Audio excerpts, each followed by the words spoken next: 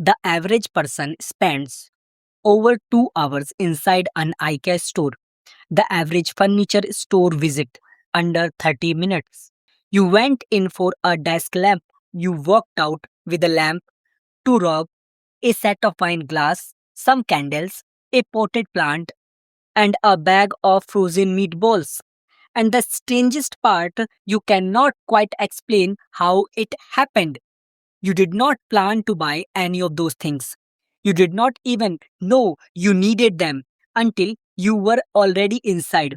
That is not coincidence. That is not you having a bad day.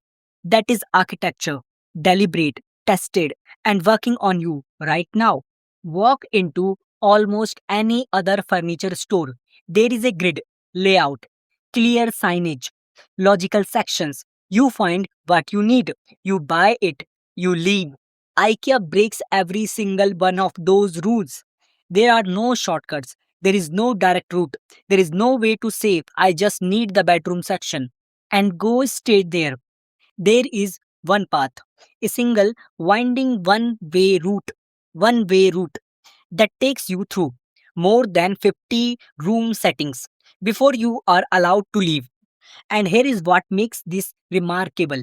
IKEA is the world's largest furniture retailer, nearly $48 billion in annual revenue, 494 stores across 63 countries, all of it built on a floor plan that forces you to get lost. So, why does a company this successful need to trap you in a maze just to sell you a bookshelf? The first force has a name, and it was not invented by IKEA. It was named after Victor Gruen, an Austrian architect who designed the world's first modern shopping mall in 1956. Gruen noticed something strange. The moment shoppers walked through his mall's entrance, their behavior changed. They slowed down. They stopped thinking about what they came for. They started just looking. He had accidentally discovered that deliberatively designed space can override your brain's logical decision making. Today, psychologists call this the Gruen effect or the Gruen transfer. The moment you step into a carefully engineered retail space, your brain shifts from the purposeful to passive, from mission focused to experience focused. IKEA did not invented this, but nobody on earth has weaponized it more systematically. Here is what happened the moment you enter. The store has no windows, no natural light, no way to see whether the sun has set or 2 hours have passed. There are no clocks, not a single one. The ambient lighting never changes. The temperature stays constant. The acoustic landscape never varies. Your brain loses every biological cue it uses to track time. And without time pressure, your executive function, the logical, goal driven part of your brain that came in for a desk lamp, slowly power down. You stop shopping, you start wondering. And wondering is exactly what IKEA needs you to do. The second force is what that wondering is actually doing to you. IKEA's one way path is not just a floor plan decision, it is a psychological journey with a very specific structure. First, you walk through these showrooms. Each one is a completely staked living space, a bedroom, a kitchen, a home office, a children's room. These are not displays, they are aspirations. They are rooms that look exactly like the home you wish you had. And for every room you walk through that makes you feel something, IKEA has placed the exact items from that room in the marketplace section, waiting for you at the end.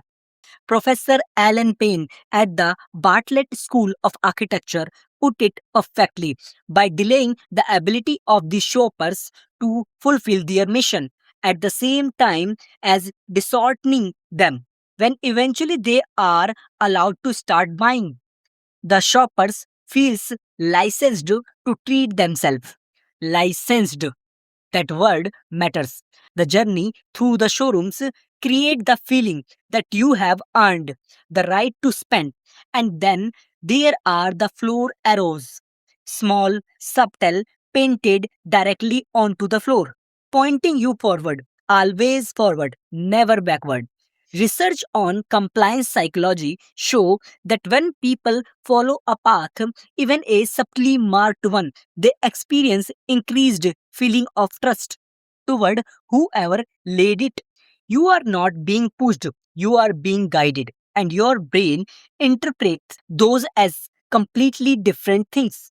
The third force is the one that keep you coming back. In 2011, researchers at Harvard Business School run a series of experiments to test a simple question. Do people value things they built themselves more than things they bought pre-assembled? The answer was yes, significantly, measurably. People rated their own flat pack creation as equal in value to expertly crafted alternatives, even when objectively their creation was simpler and less refined. They named this finding the IKEA effect. But here is what most people miss about why this matter for IKEA specifically. When you spend 2 hours walking through IKEA, touching the furniture, sitting in the chairs, opening the drawers, you are not just shopping, you are building a mental version of your home. You are assembling in your imagination exactly where that bookcase would go, what that lamp would look like on your nightstand, how that kitchen setup would change how your morning feels. By the time you reach the checkout, you have not just chosen a product, you have built a future around it. And things we have built, even mentally, are extraordinarily hard to walk away from. The fourth force is the one hiding in the restaurant.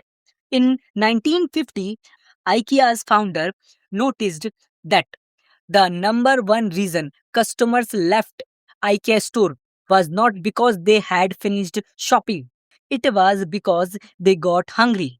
His solution became one of the most profitable decisions in retail history. Today, IKEA sells 1 billion meatballs per year. Its food operation generates $2.5 billion in annual revenue. But here is what those numbers are actually measuring. A study of 700 shoppers found that those who ate at IKEA food court spent more than twice as much on furniture as those who did not. 30% of IKEA food court visitors come to the stores only for the food. They had no intention of buying furniture. They left with furniture. IKEA's president said it plainly: we did not make money on our restaurants, and it's not something we are focused on. The meatballs are not a product, they are psychological anchor that keep you in the building long enough for everything else to work. But here is where it gets interesting. IKEA knows everything I just told you, and they are changing it. For the past 5 years, IKEA has been quietly opening a new kind of store, smaller, urban, with direct routes, with shortcuts, without the maze. In London, Paris, and New York, IKEA city stores let you walk directly to what you need and leave in under 20 minutes. Why would IKEA voluntarily dismantle the system that made them $48 billion? Because the generation that grew up knowing every psychological trick in the book is now their primary customer. And a trap that the customers can see is not a trap anymore. So IKEA is evolving, not abandoning manipulation, just finding more sophisticated version of it for a more sophisticated shopper. So the next time you spend 2 hours in IKEA looking for a single item, here is what is actually happening to you. The moment you walk through the entrance, the Gruen effect switches your brain from mission mode to wandering mode. The one-way path walks you through 50 aspirational rooms until you feel licensed to reward yourself. The IKEA effect make you feel ownership of things you have not even bought yet. And the meatballs make sure you never get hungry enough to want to live. None of it is accidental. Every square meter was designed by people who understand exactly how your brain works. And the unsettling part, you will probably go back next week and it will work again. Next week, we are decoding Starbucks and how a cup of coffee became the most psychological loaded purchase decision of your entire day. If that sounds interesting, subscribe. That video drops next week.